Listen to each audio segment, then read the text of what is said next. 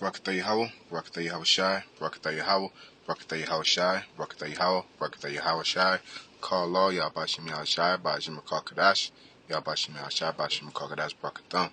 To you, Akin, double honors, our apostles, our elders, rule well. Blessed salutations to you, brothers out there teaching, enduring truth, sincerity. It says, Jeremiah 49:19, Behold, he shall come up like a lion from the swelling of Jordan against the habitations of the strong. But I will suddenly make him run away from her. And who is a chosen man, that I may appoint over her? Who is like me, and who will appoint me the time? And who is that shepherd that shall stand before me? Therefore hear the counsel of the Lord, that he have taken against Edom and his purposes, that he hath purpose against the inhabitants of Teman.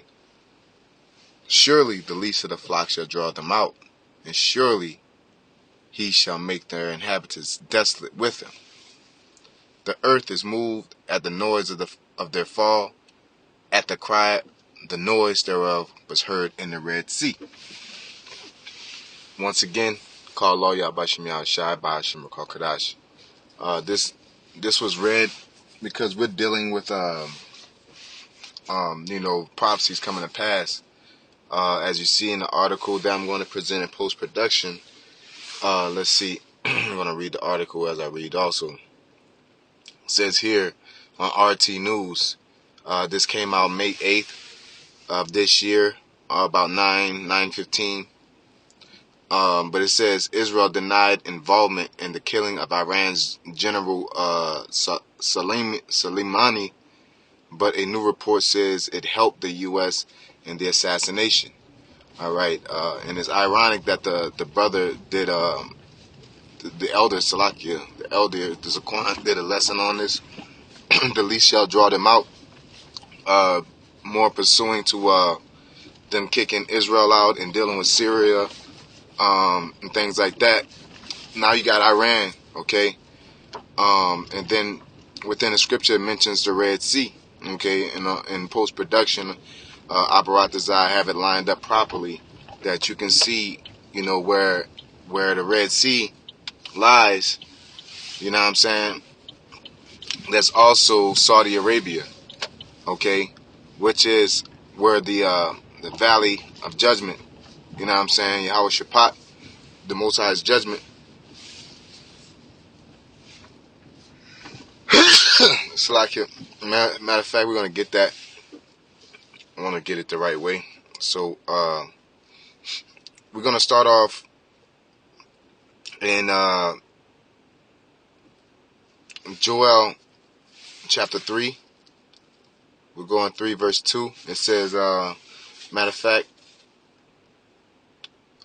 we'll start at 3 and 1. It says, For behold, in those days and in that time, when I shall bring again the captivity of Judah and Jerusalem, I will also gather all nations and will bring them down into the valley of Jehoshaphat, and I will plead with them for my people and for my heritage, Israel, whom they have scattered among the nations and parted my land. You know what I'm saying? Because again, that land that those people are in aren't our land. Aren't their land. Okay, that's our land. All right. For one, they're already kicking Israelites by nationality out of the land. And then for two, that's not their land to begin with, and that's a holy land. Okay, and that's why to this day they're having trouble. And Vocab, Mr. Reiser himself, he's willing. He's compelled to come against us, but again, those fake Jews are doing more damage than we ever could. All we're doing is preaching the gospel, okay? Which we are doing damage. We're doing spiritual damage, but we're talking about, as he's implying that we're a danger to society and we're a menace and we have to be stopped. You know what I'm saying? But meanwhile, they're out here running amok on the world. So we're gonna go get the definition of the word Jehoshaphat, okay, in the book of Joel chapter 3. Okay, once you go to the blue letter and get to the word Jehoshaphat, it's Again, it's Jehoshaphat, Yahweh, Shaphat, and Ta. Okay, Jehoshaphat. All right, it says Yahweh has judged. You know what I'm saying? Pretty much break down as Yahweh's judgment. You know what I'm saying? Symbolical name of the valley near Jerusalem, which is a place of the ultimate judgment. Maybe the deep raven, which separates Jerusalem from the Mount of Olives, through which the Kidron flowed. So I want to get this next scripture. Matter of fact, I want to stay here in Joel chapter 3 real quick. Okay, it says, and they have cast lots for my people, and have given a boy for an harlot, and sold a girl for wine, that they may drink. Okay, because you got these Israelis. Esau is he got plans, but these Israelis are in the thick of things. Esau is trying to be on the outside, doing their little stuff, but you know what I'm saying, these Amalekites is doing stuff to pretty much make America get involved, which is America is Babylon. So they can't just sit back, because that's their partner on the low. It's like that Tom and Jerry with the little dog always starting stuff, man. So let's see here. So let's go to matter of fact, I'm gonna jump ahead. I'm jump to verse 9. It says, the whole chapter goes in, but I'm going to just get to the point. It says, proclaim ye this among the Gentiles. Prepare war. Wake up the mighty men. Let all the men of war draw near. Let them come up. Beat your swords into plowshares, and your pruning hooks into spears. Let the weak say, I am strong. Assemble yourselves, and come, all ye heathen, and gather yourselves together round about thither. Cause thy mighty ones to come down, O Lord. Let the heathen be wakened, and come up out of the valley of Jehoshaphat, for there will I sit to judge all the heathen round about. And that's pretty much a hot spot, for all the other nations, because Saudi Arabia is they're in league with the U.S.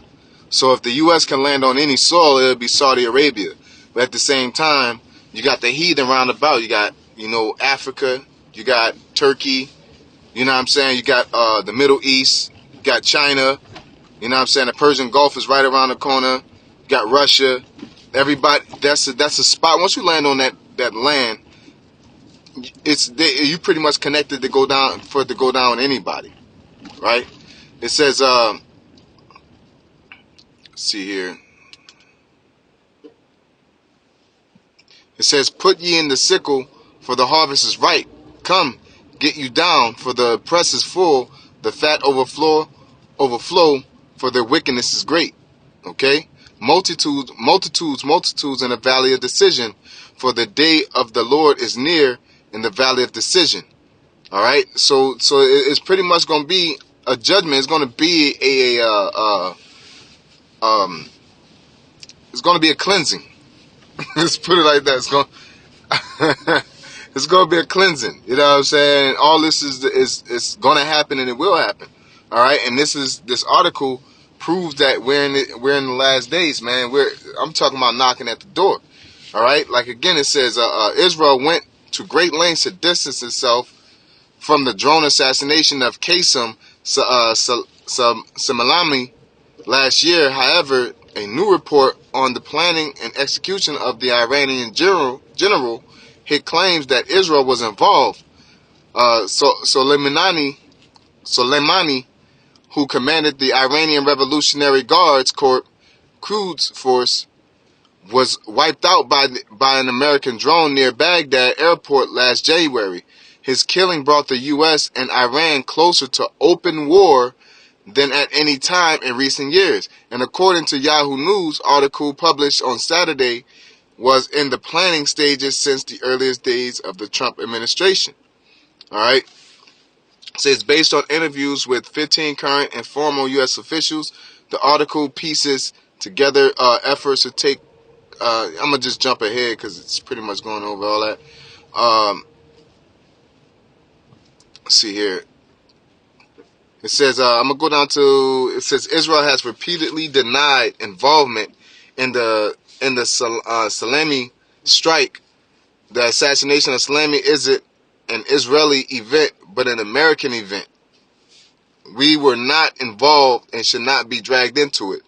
Israeli Prime Minister Benjamin Netanyahu reportedly told his security cabinet after the attack, Israel stayed at a distance from the incident, was reportedly the line from the directors of Mossad, the Mossad and Israel Military Intelligence Directorate. It says the Israel Defense Forces International spokesman Jonathan Blanjan told France 24 that the Israeli military had no role in killing Salami, emphasizing that this was an American executed operation. All right. And it goes into, this never happened and blah, blah, blah. But, these secrets and these wars and rumors of wars and you know what I'm saying? All this stuff is going down. They're trying to deny their involvement. But even though it's on America, when Iran start pointing, what they already got their antennas pointed at them. You got Palestine pointing at them. You got Russia based off of, the Syrian conflict. You know what I'm saying? And then Turkey pretty much denied that Turkey's getting missile defense systems from Russia, and going back to, let's see here, going back to, let's get this,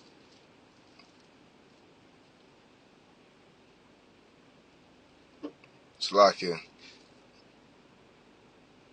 Second Ezra, the 15th chapter and the 30th verse. Salakia, I go back up, 28, it says, 15 chapter, 28 verse. It says, behold, an horrible vision, and the appearance thereof from the east, which is the eastern hemisphere, Middle East.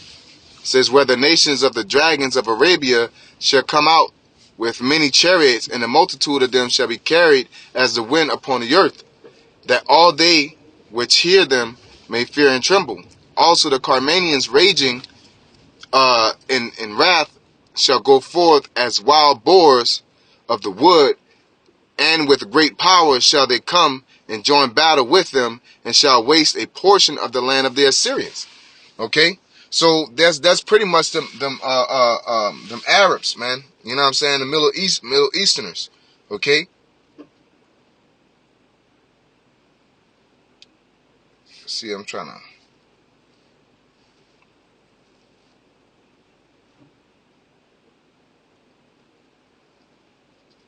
to get the definition, Salakia.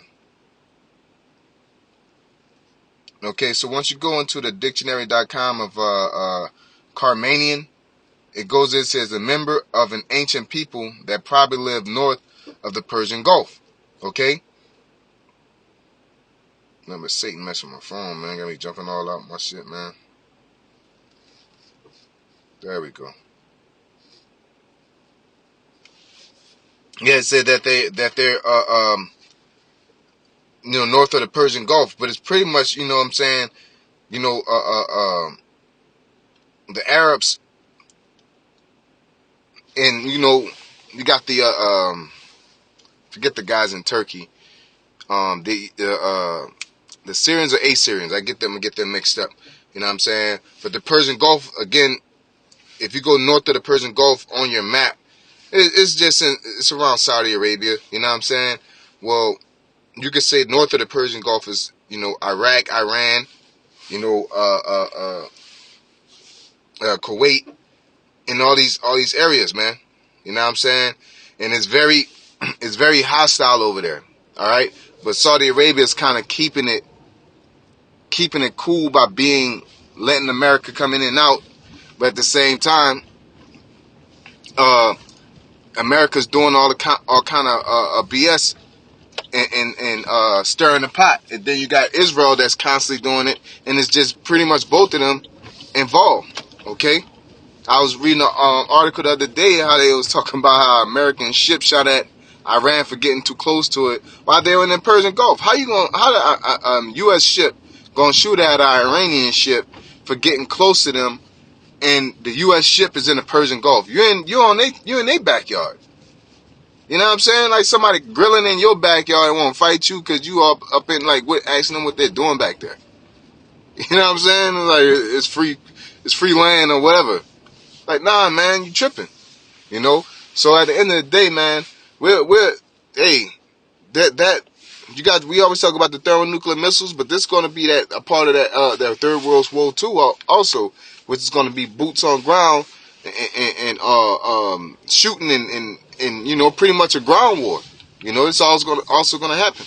So with that being said, I want to say call law to Yahweh, Bahashim, Yahushai, Bahara Kakadash.